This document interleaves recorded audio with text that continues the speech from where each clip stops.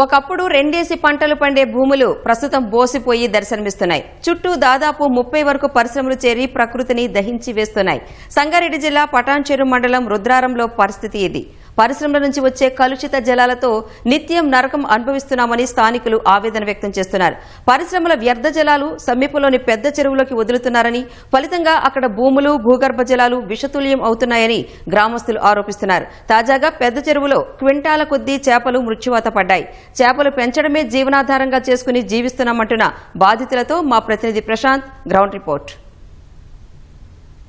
సంగారెడ్డి జిల్లా ఇస్నాపూర్ మున్సిపాలిటీలోని రుద్రారం పరిసరాల్లో మనకి ఇక్కడ చూసినట్లయితే సుమారు 30 నుంచి 40 వరకు హానికారక మనకు పరిశ్రమలు అయితే ఉండడం జరిగింది. దీనివల్ల ఇక్కడ మనం చూసినట్లయితే రుద్రారంలో ఉన్న పెద్ద చెరువు సుమారు 140 విస్తీర్ణ ఎకరంలో ఉంది, 140 ఎకరాల విస్తీర్ణంలో ఉంది. ఇక్కడ ముఖ్యంగా మనకి 250 కుటుంబాల వరకు ముదిరాజు వాళ్ళైతే ఇక్కడ చేపలు పట్టుకొని జీవనం సాగిస్తుంటారు. ఇక్కడ పరిస్థితి ఏముందంటే మనకి ఆ చెరువుల నుంచి వచ్చే వ్యర్థ జలాలు ఏవైతే ఉంటాయో కలుషిత హానికారక వ్యర్థ జలాలు వచ్చి చెరువులో చేరడం వల్ల ఇక్కడ వందలాది చేపలు మృత్యువాత పడ్డాయి. వర్షాలు పడ్డాయి అంటే మనకి వర్షపు నీరు మాటన అక్కడ పరిశ్రమల నుంచి వెళ్ళి ఆ వ్యర్థపు జలాల్ని ఇక్కడ తీసుకొచ్చి చెరలో వదిలిస్తున్నారు. ఫలితంగా చేపల మీద ఆధారపడి జీవించే మేము మా జీవన వృత్తిని కోల్పోతున్నామంటూ ఇక్కడ మనకి ఆవేదన వ్యక్తం చేస్తున్న పరిస్థితి ఉంది. మా తాతలు లేదంటే మా తండ్రుల కాలం నుంచి ఇక్కడ ఈ చెరువు ఆయకట్టు ఏదైతే ఉందో దీని కింద 2 నుంచి 300 ఎకరాల ఆయకట్టు ఉంది.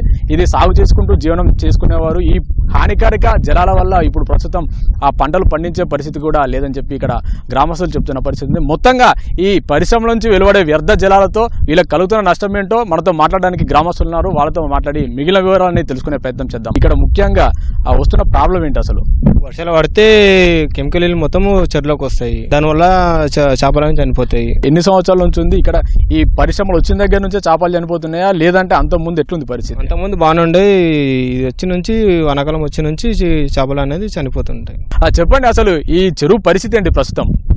ఈ చెరువు రుద్రారం పెద్ద చెరువు అంటారు. ఇది 140 నుంచి 150 ఎకరాల విస్తీర్ణం ఉంటుంది. ఈ చెరువు కింద ఒక 200-300 ఎకరాల పంట వంటది. ఈ చెరువు కింద ఈ చుట్టుపక్కల ఇండస్ట్రీ పడుట్లా మొత్తము వాటర్ వదుట్లా ఈ చేపలు అనేది మేము ప్రతి సంవత్సరం ఒక 2 నుంచి 3 లక్షల చేప పిల్లలు ఇడిస్తాం. ఇక్కడ చిల్లర ఇడిస్తాం కాబట్టి మాకు ఈ వానాకాలం వచ్చినప్పుడు ఈ చెల్ల నుంచి కెమికల్ ఇట్లా చేప పిల్లలన్నీ చనిపోవడం, ఫ్యాక్టరీ నుంచి వచ్చిన కెమికల్స్, వ్యర్థ జలాలు అవన్నీ వదిలిట్లా మేము ఈ చెల్లర ఇచ్చిన చేప పిల్లలు కానీ చేపలు కానీ చనిపోవడం జరుగుతుంది. ప్రతి వానాకాలం రాగానే అన్ని వ్యర్థ జలాలు మొత్తం ట్యాంకర్లతో కానీ కాలువలు కానీ ఇవన్నీ ఓపెన్ చేయడం వల్ల టన్నుల కొద్ది చేపలు చనిపోవడం జరుగుతుంది.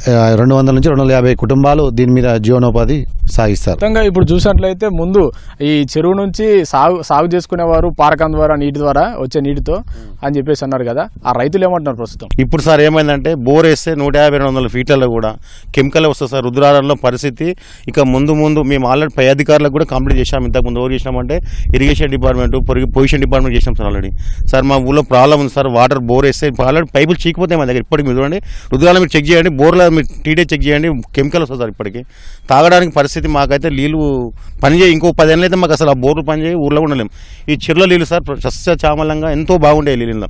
చుట్టుపక్కల ఈ పనిచేసి అంతా దీనిలో నీళ్ళు తాగటం మేము. ఇప్పుడు ఆ వర్షం పడితే కెమికల్ వల్ల, ఫ్యాక్టరీల వల్ల అంతా రసాయనిక పదార్థాలు కెమికల్ వల్ల టోటల్గా చెరువులో మనం కనీసం చేయి కడుక్కోలేని పరిస్థితి సార్ ఇప్పుడైతే. ఈ రుద్రారం అయితేనేమి లేదంటే మనకు అమీన్పూర్ కావచ్చు, ఈ పక్కన ఉన్న పాషమైలారము, అది కాకుండా మనకి పటాన్చెరు, ఇది మొత్తంగా చూసినట్లయితే ఒక ఇంత ఇండస్ట్రియల్ ఏరియాగా చెప్పుకోవచ్చు.